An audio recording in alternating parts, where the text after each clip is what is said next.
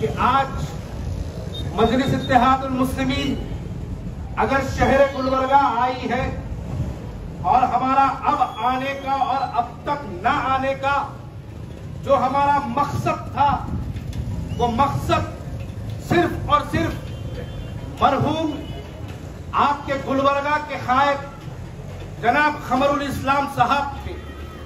हम ये बात मानते थे कि मरहूम मुसलमानों की एक बेबाक आवाज थी, जिसकी वजह से कभी मजलिस इत्तेहादुल मुस्लिमीन गुलबर्गा में इलेक्शन लड़ने के लिए अपना प्लान, अपना मंसूबा कभी नहीं बनाई। लेकिन आज हम आपकी आवाज, शहर गुलबर्गा की एक मुसलमानों की आवाज जो गुमनामी की जिंदगी गुजार रहा है, वो आवाज को ताकत बख्शने के लिए एक ऐसी आवाज जो कि दिल्ली की अगर पार्लियामेंट में उठती है तो वक्त के फिरौन भी उस आवाज को सुनने पर मजबूर होते हैं, और उस आवाज का नाम बैरिस्टर असदुद्दीन ओवैसी और मजलिस इत्तेहादुल मुस्लिमीन है। आज आप बताइए किन हालात से हिंदुस्तान के मुसलमान गुजर रहे हैं। सीए एनआरसी का मसला हुआ तो हिंदुस्तान की पार्लियामेंट में कोई आपके इतने रुकने पार्लियामेंट बैठे थे, लेकिन अल्लाह ने किसी की जबान में वो अल्फाज तक नहीं डाला जो अल्फाज बैरिस्टर असदुद्दीन ओवैसी हिंदुस्तान की पार्लियामेंट पर बोले। आपकी और मेरी शरीयत की मामलात में मदाखिलत की गई, ट्रिपल तलाक के बिल के नाम पर आपकी और मेरी शरीयत की मदाखिलत हिंदुस्तान की पार्लियामेंट में की गई, और भी बहुत से रुकने पार्लियामेंट बैठे थे, आपका भी रुकने पार्लियामेंट बैठा था, लेकिन कोई मुसलमानों की नुमाइंदगी करने के लिए वहां पर आवाज नहीं उठी।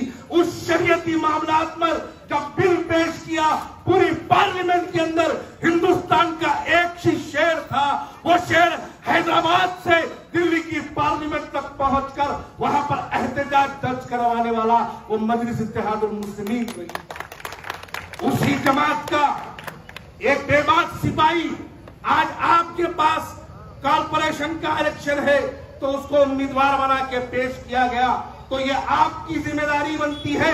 आपका एक एक वोट सिर्फ अजहर मुबारक को कामयाब नहीं करेगा, बल्कि आपका एक एक वोट बैरिस्टर असदुद्दीन ओवैसी साहब की ताकत बनकर हिंदुस्तान की पार्लियामेंट में और बेबाकी से हिंदुस्तान के मुसलमानों की नुमाइंदगी करने के लिए आपको 3 तारीख को अपने मकानों से निकलना होगा और हिंदुस्तान की एक वाहिद अकेली सियासी मुस्लिम जमात का साथ आपको देना होगा।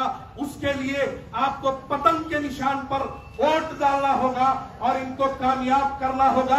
आपका इनको वोट डालने का मतलब यह होगा कि आप आज कॉर्पोरेटर चुन रहे हैं, कल आप एमएलए चुनेंगे, परसों आप एमपी बनाएंगे। अगर आप मजलिस इत्तेहादुल मुस्लिमीन की अगर आप तारीख देखें तो हमारी तारीख यह है कि हम हैदराबाद में पहले कॉर्पोरेटर बना, फिर एमएलए बना, फिर एमपी बना। आप अगर महाराष्ट्र देखेंगे तो औरंगाबाद में पहले कॉर्पोरेटर बना, फिर एमएलए बना, फिर एमपी बना। अब गुलबर्गा वालों, तुम्हारी जिम्मेदारी है, पहले कॉर्पोरेटर बनाओ, फिर एमएलए बनाओ, फिर एमपी बनाओ। ये तुम्हारी जिम्मेदारी है और इस जिम्मेदारी को समझते हुए 3 तारीख के दिन आपको अजहर मुबारक को वोट देना होगा। एमआईएम मजलिस इत्तेहादुल मुस्लिमीन पतंग के निशान को कामयाब करना होगा। आपका एक एक वोट मजलिस इत्तेहादुल मुस्लिमीन की बेबाकी में और इजाफा करेगा। आपका एक एक वोट असदुद्दीन ओवैसी साहब की ताकत बनकर उनकी आवाज को और ताकत देगा, ताकि हिंदुस्तान के हर मुसलमानों की एक आवाज को बुलंद करे। इसलिए मैं आखिरी में आप तमाम से एक दर्दमंदाना अपील करता हूं कि 3 तारीख के दिन अजहर मुबारक को, मजलिस इत्तेहादुल मुस्लिमीन को अपने वोटों से नवाजे, और ना ही सिर्फ वोट दे बल्कि आप ये दुआ भी करें कि मजलिस इत्तेहादुल मुस्लिमीन के तमाम कैंडिडेट्स को, तमाम उम्मीदवारों को अल्लाह ताला भारी अक्सरियत से कामयाब करे।